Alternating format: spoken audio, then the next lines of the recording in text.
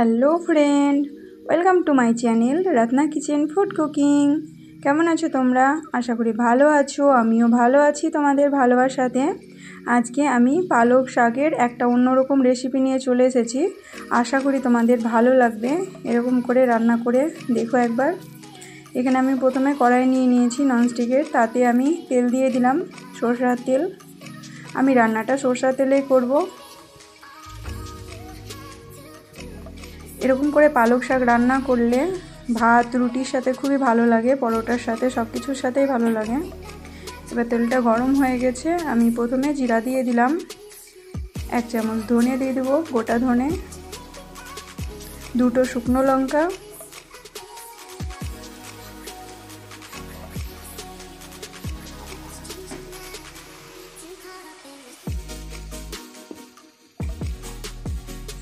কিছু বাদাম দিয়ে দিব, আর অল্প ছোলার ডাল দিব।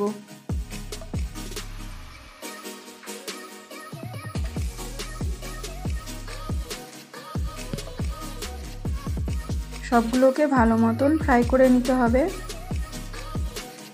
ফ্রাই হয়ে গেলে এটাকে তুলে রেখে ঠান্ডা করে নিব, দিয়ে পেস্ট বানিয়ে নিব।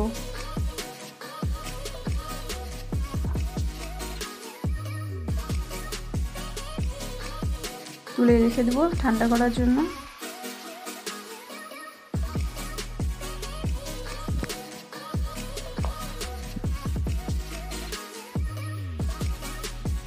ওই তেলে আর একটু তেল দিয়ে দিব,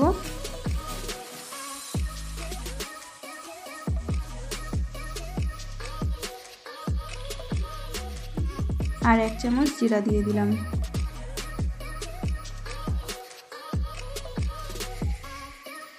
দশ 12টা রসুন আমি থেতো করে রেখেছিলাম, সেটাকে দিয়ে দিলাম। রসুনগুলোকে ভালো মতন ফ্রাই করে নেব, গোল্ডেন কালার আসা পর্যন্ত ফ্রাই করতে হবে। রসুনগুলো আমার ফ্রাই হয়ে গেছে। এবার আমি 3টে পেঁয়াজ কেটে রেখেছিলাম ছোট সাইজের, সেগুলোকে দিয়ে দিলাম। পেঁয়াজগুলোকে ভালো মতন ফ্রাই করে নিব। এদিকে আমি এই পেস্টটা বানিয়ে রেখেছিলাম, অল্প হলুদ পাউডার দিয়েছিলাম, আর এখানে পালক শাক কেটে রেখে দিয়েছি, ভালো করে ধুয়ে বেছে কেটে রেখে দিয়েছি। পেঁয়াজটাও আমার ফ্রাই করা হয়ে গেছে। এবার আমি আদা আর মরিচ দিয়ে দিলাম।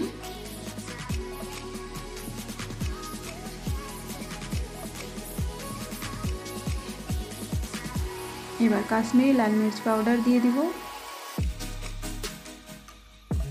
পরিমাণ মতন লবণ দিয়ে দিব,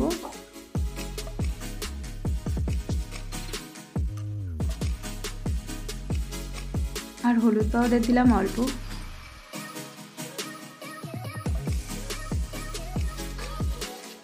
30 সেকেন্ড ভেজে নিয়েছিলাম। তারপরে যে শাকগুলো কেটে রেখেছি পালক শাক, সেগুলোকে দিয়ে দিলাম।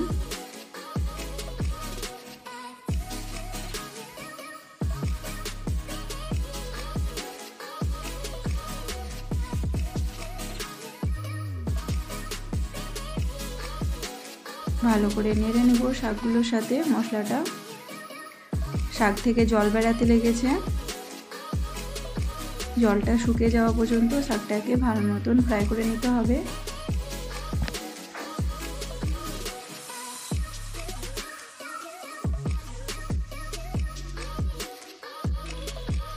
শাকটা আমার ভাজা ভাজা হয়ে গেছে। এবার যে পেস্টটা বানিয়ে রেখেছিলাম সেটাকে দিয়ে দিলাম।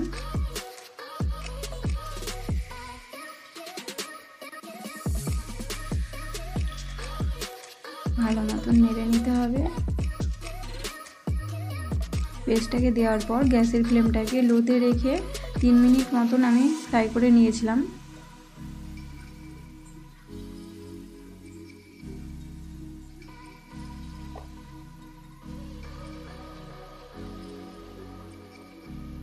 এবার আমি জল দিয়ে দিব, গরম জল।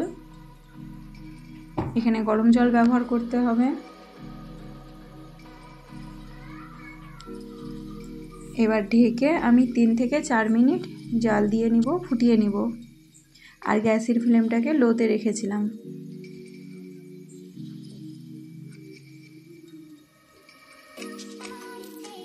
আজকের রান্নাটা আমার প্রায় কমপ্লিট হয়ে গেছে। এবার আমি লাস্টে ঘি দিয়ে দিব, দেশি ঘি।